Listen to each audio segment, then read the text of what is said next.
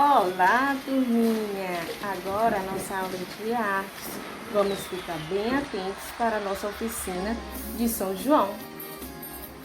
Bom, para a nossa oficina da fogueira de São João, vamos precisar de um rolo de papel higiênico, tesoura, cola e os papéis de seda que eu enviei, as 3 cores, amarelo, vermelho e laranja. Vamos pegar o rolo de papel higiênico, quebrar bem no meio, olha,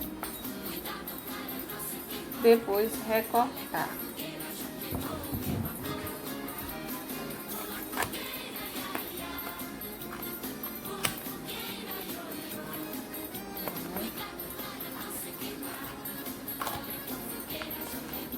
Tem 2 partes.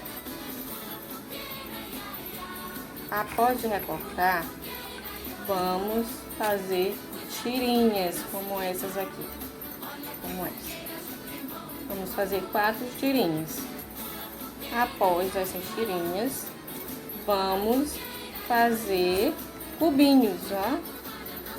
Grudou novamente. Ó, enrolou. Agora vamos passar cola nessa parte de dentro. Olha, passando cola e depois, ó, colou e formando os cubinhos, tá? Os 4 cubinhos.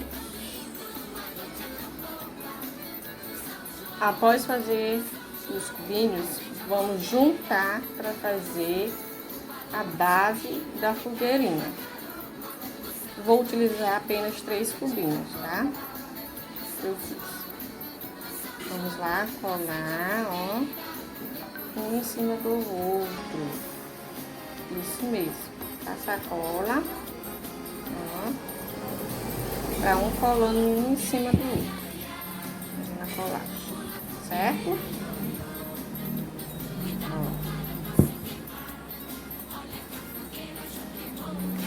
Muito bem.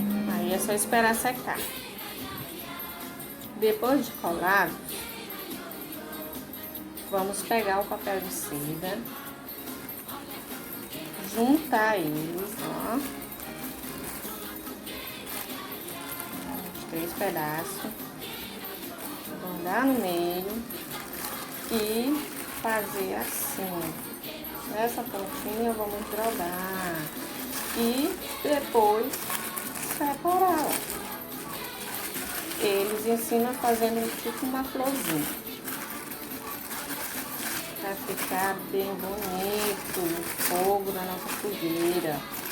Depois de abrir o fogo da nossa fogueira, vamos pegar a cola novamente e colar na madeira. Aqui, ó. A nossa fogueira. Agora, cartão bonito. E a nossa fogueirinha já está pronta.